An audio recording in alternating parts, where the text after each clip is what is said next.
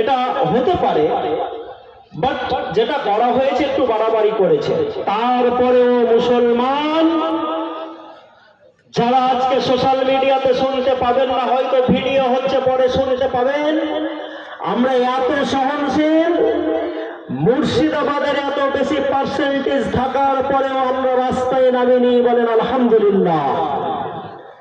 এবং বেলডাঙাতে কি হয়েছে বলে ঘোষপাড়ার কোন মুসলিম ভাইকে আমরা অত্যাচার করিনি, বলেন আলহামদুলিল্লাহ। রাস্তায় ধরে কাউকে জোর করে বলা হয় জয় শ্রীরাম। পক্ষান্তরে ৬৭টা দেশ যাদের রাষ্ট্রীয় ধর্ম হচ্ছে ইসলাম, কোথাও কোনো মুসলিমকে ধরে এখন পর্যন্ত জোর করে বলা হয় না, বলো লা ইলাহা ইল্লাল্লাহ মুহাম্মাদুর রাসূলুল্লাহ, বলো আল্লাহু আকবার। দেখেছেন সোশ্যাল মিডিয়াতে? বলছেন না যে দেখেছেন? তাহলে আমরা এত সহজ।